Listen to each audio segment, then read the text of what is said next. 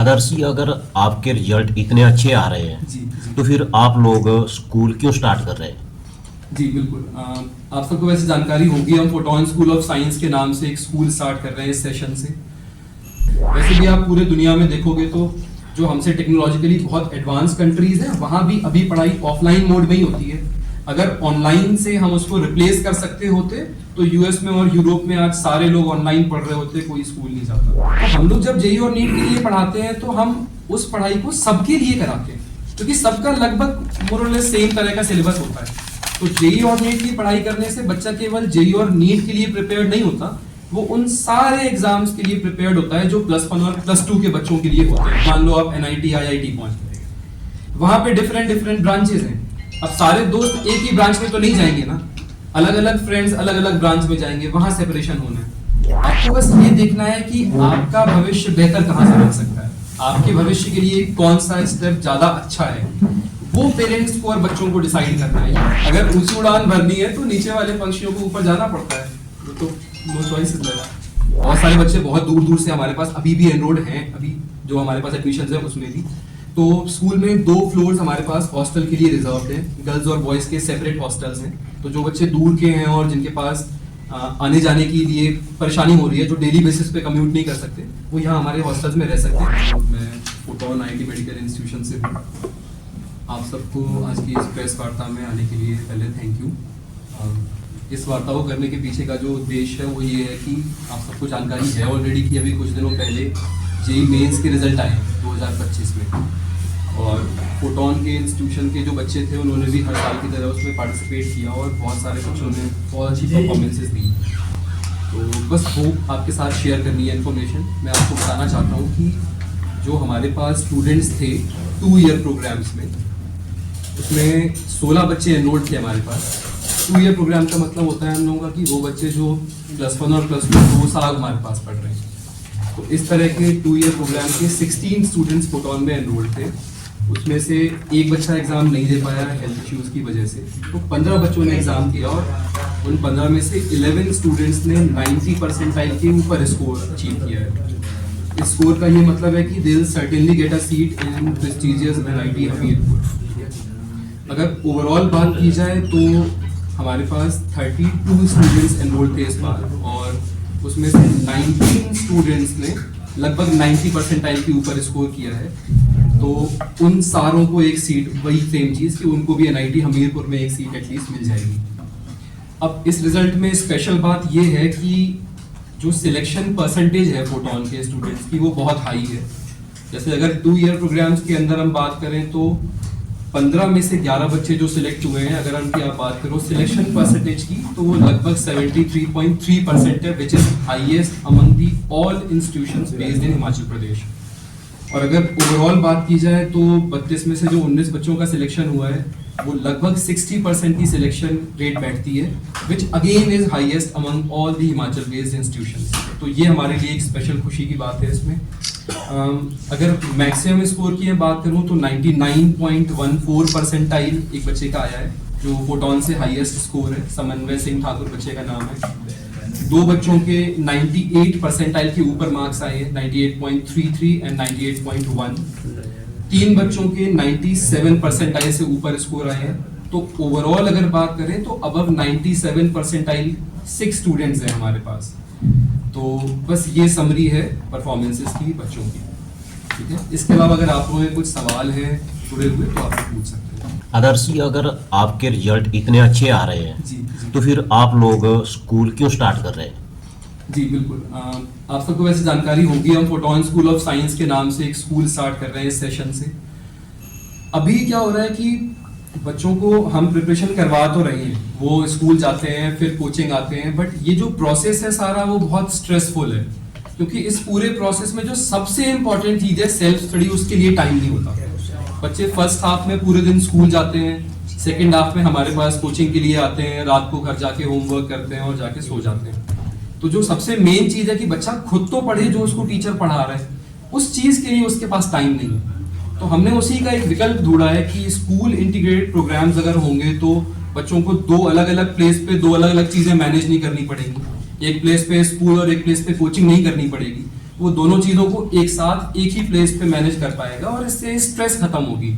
ये जो एग्जाम्स हैं जेईई और नीट के, पूरे देश में ऐसा माहौल है कि ये बहुत तनावपूर्ण एग्जाम है। ये बात सही है कि ये मुश्किल है, इसमें बच्चे को तनाव होता है, बट हमारी ये कोशिश है कि हम उस स्ट्रेस को कैसे रिलीव कर पाए, कैसे कम कर पाए और बच्चों की जर्नी जो है वो थोड़ी जॉयफुल बना पाए। तो उस दिशा में ये एक स्टेप है।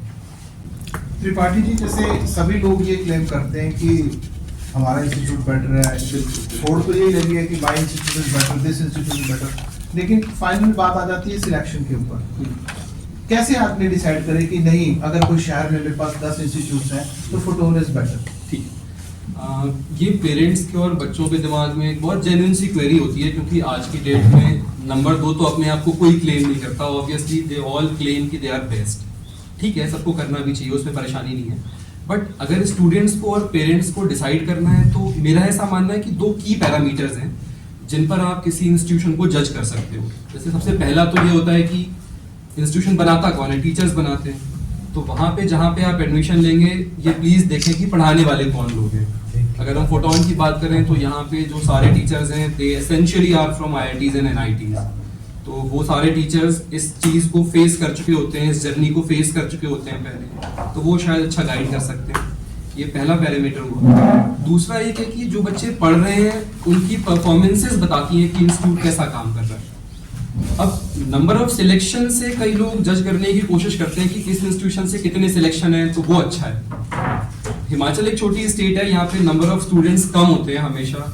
अनलाइक जो बड़े शहर हैं, दिल्ली, कोटा, इस तरह के जो शहर हैं, वहाँ पे हजारों लाखों बच्चे पढ़ रहे होते हैं, तो नंबर ऑफ सिलेक्शन उनकी ज़्यादा होती है। बट अगर सिलेक्शन की एफिशिएंसी की बात की जाए, मतलब जो सिलेक्शन रेट है, अगर उसकी बात की जाए तो हम उसमें अच्छा कर रहे हैं। तो सिलेक्शन रेट जरूर पेरेंट्स को देखना चाहिए कि कितने % बच्चे सिलेक्ट हो रहे हैं। ऐसा नहीं है कहीं से अगर 100 सिलेक्ट हो रहे हैं 1 लाख में तो बहुत अच्छी बात है। हाँ, अगर कम बच्चे भी हैं बट अगर ज्यादा अच्छे सिलेक्ट हो रहे हैं, ज्यादा नंबर मार्जिन से सिलेक्ट हो रहे हैं, तो वो आई थिंक एक बेटर चीज है। तो ये 2 चीजों पे जज कर सकते हो आप इंस्टीट्यूट को। आदर्श जी, ऑनलाइन एजुकेशन का दौर है आजकल, हाँ। तो ये कैसा ठीक है? बहुत सारे बड़े बड़े प्लेटफॉर्म्स हैं जो बच्चों को ऑनलाइन ट्रेन कर रहे थे। स्पेशली कोविड के टाइम में इसका पीक आया था। वहाँ पे आपने देखा होगा जब ऑफलाइन इंस्टीट्यूशंस बंद हो गए तो लोगों के पास कोई और ऑप्शन नहीं था other than to resort to online institutions.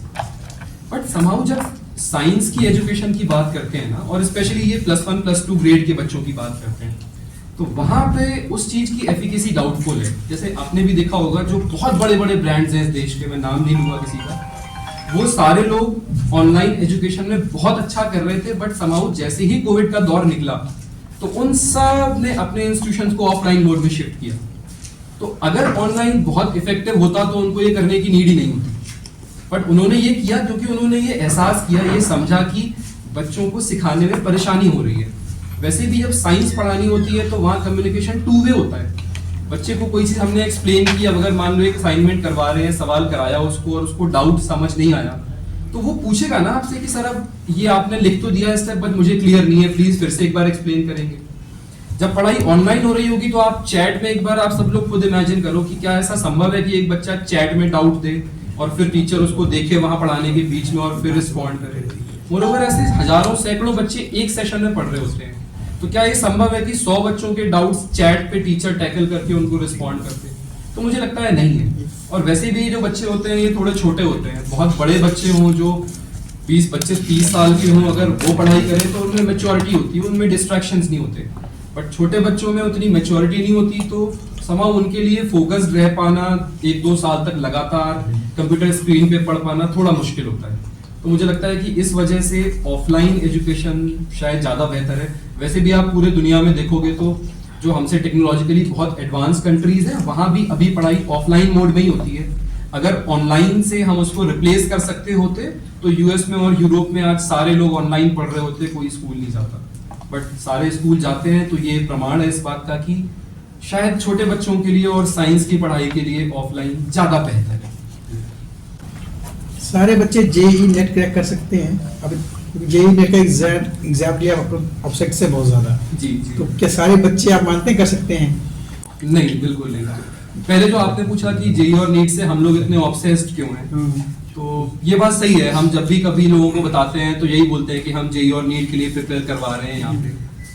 इसका ये मतलब नहीं है कि हम लोग सिर्फ जेईई और नीट पर ही कॉन्सेंट्रेटेड होते हैं, लेकिन जेईई और नीट का नाम हम इसलिए बार बार लेते हैं क्योंकि वो सबसे बड़े एग्जाम्स हैं। जैसे जेईई में और नीट में अगर आप पार्टिसिपेशन देखोगे तो वो 20-20 लाख 10-10 लाख इस ऑर्डर का होता है। इस देश में जो मैक्सिमम कॉलेजेस हैं जो एडमिशंस लेते हैं वो जेईई और नीट के स्कोर पर बेस लेते हैं। जैसे मैं एग्जाम की बात करूं अगर तो, या सॉरी कॉलेज की बात करूं अगर तो आईआईटी एनआईटी और मेडिकल कॉलेज तो लेते ही हैं। उसके अलावा आप सबने नाम सुना होगा, मान लो किसी को फार्मेसी के लिए एडमिशन लेना है किसी कॉलेज में, तो बहुत सारे प्लेस पे नीट का स्कोर वैलिड है।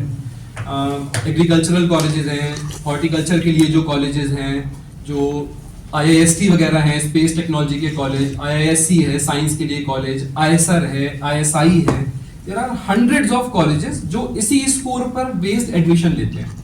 तो हम लोग जब जेईई और नीट के लिए पढ़ाते हैं तो हम उस पढ़ाई को सबके लिए कराते हैं क्योंकि सबका लगभग मोर और लेस सेम तरह का सिलेबस होता है। तो जेईई और नीट की पढ़ाई करने से बच्चा केवल जेईई और नीट के लिए प्रिपेयर्ड नहीं होता, वो उन सारे एग्जाम्स के लिए प्रिपेयर्ड होता है जो +1 और +2 के बच्चों के लिए होते हैं, साइंस पढ़ने वाले बच्चों के लिए। तो ये बिल्कुल नहीं मानना चाहिए कि जेईई और नीट के लिए पढ़ाई कर रहे हो तो बस ये 2 ही एग्जाम दे पाओगे और सारे ऑप्शंस बंद हैं। आप जब जेईई नीट के लिए पढ़ोगे तो आपके पास ऑब्वियसली बहुत सारे और भी ऑप्शंस होंगे। जो दूसरा एक कंपोनेंट था आपके सवाल का कि क्या सारे बच्चे सिलेक्ट हो सकते हैं, तो बिल्कुल नहीं हो सकते। बिल्कुल सही बात है, सबको पता है कि अगर मुश्किल एग्जाम है तो हर बच्चा सिलेक्ट नहीं हो सकता। लेकिन अब हम जो फोटोन स्कूल ऑफ साइंस में कर रहे हैं वो हम इसका भी एक सोल्यूशन ला रहे हैं। वहां पे हम वहां पे बच्चों की नीड के हिसाब से उनको कैटर करेंगे। मतलब जैसे फॉर एग्जाम्पल कि बच्चा बोलता है कि मुझे ISI का एग्जाम देना है, तो या ISI का मतलब हो पाकिस्तान वाला ISI नहीं, इंडियन स्टैटिस्टिकल इंस्टीट्यूट है ये। तो अगर किसी को वो एग्जाम देना है तो हम उसको उस तरह के असाइनमेंट्स और उस तरह के मॉड्यूल सॉल्व करवाएंगे जो उनके लिए रेलेवेंट है। तो हमारी कोशिश है कि हम one approach fits to all ऐसा नहीं करें, हम हर बच्चे को उसकी नीड के हिसाब से कैटर करें और फिर वो सब अपने अपने गोल को अचीव कर पाए। तो इस बार ये कोशिश कर रहे हैं हम। नो होमवर्क कॉन्सेप्ट का स्कूल जब शुरू कर रहे हैं तो इससे जी। लगता नहीं कि बच्चे फ्री हो जाएंगे ज्यादा, हाँ, लोड थोड़ा कम हो जाएगा। जी, तो ये कॉन्सेप्ट किस बेस क्या रहेगा, क्या थिंकिंग है इसके लिए? जी जी जी हमने एक मतलब नया कॉन्सेप्ट लाया है स्कूल में, ये की है कि अब हम बच्चों को होमवर्क नहीं देंगे घर से करने के लिए। नो होमवर्क कॉन्सेप्ट का ये मतलब नहीं है कि हम उन्हें पढ़ने के लिए मना कर रहे हैं। इट्स जस्ट कि हम जब बच्चों को पढ़ाएंगे स्कूल में तो जिस दिन जो पढ़ाया होगा उस पर बेस्ड असाइनमेंट्स और मॉड्यूल्स उनको वहीं करने के लिए 2 घंटे का 1.5-2 घंटे का टाइम देंगे। फिर उनसे सेम डे वहीं पे डाउट्स लेके उनको रिजॉल्व करेंगे। तो एक बेसिक लेवल की एजुकेशन जो है ना, जैसे बहुत सारे बच्चे होते हैं कि घर जाके पढ़ाई नहीं करते फॉर वेरियस रीजंस, है ना, डिस्ट्रैक्शंस होती हैं या कहीं घूमने चले जाते हैं या कैजुअल होते हैं। तो हम बस ये इंश्योर कर रहे हैं ना नो होमवर्क कॉन्सेप्ट से कि एक बेसिक लेवल की एजुकेशन सबको टीचर्स के सामने हमारे कैंपस में मिल जाए। उसके बाद वो घर जाए अपना खेलें कूदें। मतलब जनरली क्या होता है, बच्चे खेलते नहीं है जो जेईई और नीट के लिए पढ़ते हैं, बट अब हम जल्दी उनको फ्री करेंगे तो वो घर जाके खेल भी पाएंगे, आराम से एंजॉय भी कर पाएंगे और साथ में उनके पास रात में तो टाइम है ही। फिर अगर वो चाहें और उनको अगर सब्जेक्ट्स में इंटरेस्ट आ रहा है तो वो बिल्कुल पढ़ सकते हैं, उसमें कोई मनाही नहीं है। तो ऐसा नहीं है कि बच्चे फ्री हो जाएंगे और घर जाके फिर पढ़ाई नहीं करेंगे। अगर हम उन्हें अच्छा पढ़ाएंगे और सब्जेक्ट उनको फैसिनेट करेगा तो वो बच्चे पढ़ेंगे घर जाके, लेकिन वील एंश्योर कि एक डिसेंट लेवल की उनकी पढ़ाई स्कूल में हमारे सामने हो जाए। आपका स्कूल 11th और 12th में साइंस की पढ़ाई करवाएगा जी, तो ऑब्वियस सी बात है जो बच्चे वहाँ आएंगे वो 10वीं तक किसी और स्कूल में पढ़ रहे हैं। जी, कहीं ना कहीं आपको लगता है कि उनके मतलब जब वो आपके स्कूल में आएंगे तो टीचर्स नए होंगे, स्टूडेंट्स नए होंगे, नए दोस्त बनाने पड़ेंगे उनको, उसमें उनका मेंटली एक बहुत बड़ा एक एनर्जी खपेगी उसमें भी।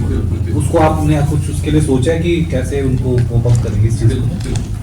ये एक सबसे कॉमन क्वेरी है जो हमारे सामने आ रही है अभी, क्योंकि हमारा स्कूल ऑब्वियसली +1 और +2 क्लास के लिए है। तो सारे बच्चे और पेरेंट्स यही बोलते हैं कि सर इसके फ्रेंड्स वहाँ पे हैं, इसकी बॉन्डिंग वहाँ पे है पिछले स्कूल से, तो वो ब्रेक करना थोड़ा मुश्किल होगा। तो इसका मैं आंसर ऐसे देता हूँ कि मान लीजिए कि चलो +2 तक आप किसी प्लेस में हो, आपकी बॉन्डिंग इंटैक्ट है, तो क्या +2 के बाद वो सेपरेशन नहीं होना है? ऑब्वियसली होना है। जब आप +2 के बाद किसी कॉलेज में जाएंगे तो वहाँ पे सारे दोस्त एक साथ तो नहीं जाने वाले हैं ना, तो वहाँ पे सेपरेशन होना है। अलग अलग कॉलेज में अलग अलग बच्चे जाएंगे, वहां पे आपके कुछ दोस्त छूट जाएंगे, कुछ उसके साथ भी चले जाएं आपके। फिर लेट से आप कॉलेज पहुंच गए, मान लो आप NIT IIT पहुंच गए, वहां पे डिफरेंट ब्रांचेस हैं। अब सारे दोस्त एक ही ब्रांच में तो नहीं जाएंगे ना, अलग अलग फ्रेंड्स अलग अलग ब्रांच में जाएंगे, वहां सेपरेशन होना है। कल को आपकी जॉब्स लगेंगी, कंपनीज आएंगी, प्लेसमेंट देंगी आपको, तो क्या सारे दोस्त एक ही कंपनी में चले जाएंगे? वो नहीं होगा, अलग अलग प्लेस पे जाओगे आप, वहां सेपरेशन होना है। कल को जॉब्स के बाद आपके प्रमोशंस होंगे, तो क्या आप सारे लोग प्रमोट होकर सेम प्लेस पे वर्क करेंगे? ऑब्वियसली नहीं, अलग अलग सिटीज में अलग अलग प्लेस पे लोग जाके वर्क करेंगे। तो ग्रोथ के लिए ये सेपरेशन नेचुरल है, आप उसको अवॉइड नहीं कर सकते। आपको बस ये देखना है कि आपका भविष्य बेहतर कहाँ से बन सकता है, आपके भविष्य के लिए कौन सा स्टेप ज्यादा अच्छा है, वो पेरेंट्स को और बच्चों को डिसाइड करना है। ये इनर्शिया होता है, इंसान इमोशनल प्राणी है, इमोशन से बंधा होता है हमेशा। तो कहीं भी जहाँ पुराने प्लेस पे होते हैं उसको छोड़ के नए प्लेस पे जाना मुश्किल काम होता है, एक इनर्शिया आता है हमेशा। बट डार्विन का लॉ है कि fittest are the one who survive. तो अगर आप उस इमोशनल इनर्शिया को ब्रेक करके नए प्लेस पे नहीं जा सकते, तो फिर जो जा सकते हैं वो आपको बीट करेंगे ऑब्वियसली, क्योंकि जो अपना भला ज्यादा बेहतर समझ सकता है वही आपको इवेंचुअली फिर अच्छा करता हुआ दिखाई देगा। तो मेरा मानना है कि ये बच्चों को और पेरेंट्स को कॉल लेनी है कि उनका भविष्य कहाँ ज्यादा सुरक्षित है, उनका करियर कहाँ से ज्यादा अच्छे तरीके से शेप में आ सकता है। और अगर अपना करियर किसी को समझ नहीं आ रहा तो हम उसे समझा नहीं सकते, फिर वी आर हेल्पलेस। कामयाबी से मिलने के लिए दोस्तों से बिछड़ना जरूरी है। अगर ऊंची उड़ान भरनी है तो नीचे वाले पंछियों को ऊपर जाना पड़ता है, वो तो नो चॉइस है। आपका सारा फोकस एकेडमिक्स पे है ऐसा लग रहा है जी। तो स्टूडेंट्स के लिए तो सिर्फ एकेडमिक्स ही जरूरी नहीं है, उनके लिए तो करिकुलर एक्टिविटीज जो कि उनकी लाइफ को ग्लोरीफाई, अपने आप को किसी और फील्ड में भी वो जाना चाहे वहाँ पे ग्लोरीफाई करना चाहे, तो एकेडमिक्स के अलावा आपकी क्या प्लानिंग है कि उसके लिए डेवलपमेंट के लिए और अराउंड डेवलपमेंट के लिए आप क्या कर रहे हैं, क्या सीख रहे हैं? ये हमें बहुत सारे लोग सर ब्लेम करते हैं। ऑनेस्टली बताऊं मैं आपको, हमेशा ये ब्लेम आता है कि आप लोग ना बच्चों को किताबी कीड़ा बना रहे हो, आप उनका ऑलराउंड डेवलपमेंट रोक रहे हो, आप उनको सिर्फ बुक वॉर्म्स बना रहे हो कि किताब याद करो, क्वेश्चन सॉल्व करो और अच्छे कॉलेज में पहुंच जाओ। ये इंस्टीट्यूट में होता था ऑब्वियसली, हाँ वहाँ हमारे पास टाइम नहीं था, स्कोप नहीं था कि हम ऑलराउंड डेवलपमेंट पे ध्यान दे पाए। But when it comes to photon school of science, तो ऐसा नहीं है कि हम लोगों में इतनी समझ नहीं है कि ऑलराउंड डेवलपमेंट जरूरी है, ये समझ हमें भी है। वील मेक श्योर कि जो एक्स्ट्रा करिकुलर एक्टिविटीज एसेंशियल हैं, जिनसे एक चाइल्ड का डेवलपमेंट होता है, वो यहाँ पे भी होंगी। जैसे फॉर एग्जांपल डिबेट्स हैं, पेंटिंग कॉम्पिटिशन्स हैं, राइटिंग कॉम्पिटिशन्स हैं, हम इनके खिलाफ नहीं है, ये यहाँ पे भी होंगी, very much like all other schools. But जो नॉनसेंस के मतलब नॉनसेंस है ना एक्स्ट्रा करिकुलर के नाम पे, उसके हम खिलाफ हैं। जैसे मैं आपको एग्जांपल दूं, फॉर एग्जांपल अब मान लीजिए एनुअल डे है किसी स्कूल का, तो एनुअल डे को सेलिब्रेट करने के लिए स्कूल्स में, मैं सबका नहीं कह रहा हूँ, कुछ कुछ जगह ऐसा होता है, 20 दिन बच्चों के एकेडमिक्स को कॉम्प्रोमाइज करके और डांस प्रैक्टिस आप चाहो चाहे ना चाहो वो करवाई जा रही है फोर्सफुली, कि सब बच्चों को पार्टिसिपेट करना है, सबको डांस करना है, सबको सिंगिंग करनी है।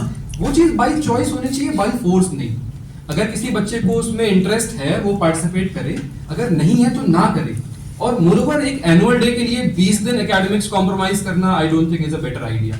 हाँ वो एक अच्छा दिन है, उसको सेलिब्रेट करना चाहिए, सब बच्चों को खुशी से करना चाहिए, जिसका जो विलिंग है, जो पार्टिसिपेट करना चाहे वो करे। लेकिन एक्सेसिव टाइम खराब करना किसी एक इवेंट के लिए वो मुझे लगता नहीं है ठीक है। तो इस तरह की एक्टिविटीज तो हमारे स्कूल में, आई एम सॉरी बट नहीं हो पाएंगी। लेकिन वो एक्टिविटीज जो बच्चों में डेवलपमेंट लाती हैं, जिनसे बच्चे में उसके कैरेक्टर में इंप्रूवमेंट आता है, स्टडी वो को हम रिलेट जरूर करती है, करेंगे। स्टडी को रिलेट करती है। हाँ, जो स्टडी से रिलेटेड है, जिससे ओवरऑल ब्रेन डेवलप होता है, वो चीजें हमने भी करनी है। बट जहाँ हमें ऐसा लगता है कि ये शो ऑफ है, इससे बच्चे को फायदा नहीं हो रहा, ये सिर्फ दिखावे के लिए है, हमारा उसमें बिल्कुल भी इंटरेस्ट नहीं है, ना हम वो करेंगे कभी। सर बच्चों के लिए हॉस्टल फैसिलिटी का क्या है? बिल्कुल सर, देखिए बहुत सारे बच्चे बहुत दूर दूर से हमारे पास अभी भी एनरोल्ड हैं, अभी जो हमारे पास एडमिशंस है उसमें भी। तो स्कूल में 2 फ्लोर्स हमारे पास हॉस्टल के लिए रिजर्व्ड हैं, गर्ल्स और बॉयज़ के सेपरेट हॉस्टल्स हैं। तो जो बच्चे दूर के हैं और जिनके पास आने जाने के लिए परेशानी हो रही है, जो डेली बेसिस पे कम्यूट नहीं कर सकते, वो यहाँ हमारे हॉस्टल्स में रह सकते हैं। कुछ सर्टेन नंबर ऑफ सीट्स हैं, 15 to 20, वो हमारे पास हैं। तो जो बच्चे दूर के हैं वो आ सकते हैं हॉस्टल से। फैकल्टी कितनी है आपके पास faculty sir we have around 15 to 16 teachers in the school in the school, yes बिल्कुल। And in institute? इंस्टीट्यूट में भी करीब 10 to 12 टीचर। और टाइमिंग क्या रहता है वैसे बच्चों का, जैसे आपका स्कूल है ये, उसका नॉर्मल टाइमिंग रहेगा? नॉर्मल टाइम के अलावा सर इसमें डे बोर्डिंग का कॉन्सेप्ट भी है, मतलब हम बच्चों को पढ़ाने के अलावा उनको होमवर्क करने में गाइड भी करेंगे। तो ऐसा है कि आफ्टर स्कूल वो हमारे पास रुक के जो भी उनको परेशानियां हैं, जो असाइनमेंट्स है वो हमसे डिस्कस करेंगे, हम उनके डाउट्स लेंगे, तो थोड़ा सा एक्सटेंड हो जाएगा नॉर्मल स्कूल से। YouTube पर हमारे चैनल को सब्सक्राइब करें और रेगुलर अपडेट के लिए बेल आइकन दबाएं।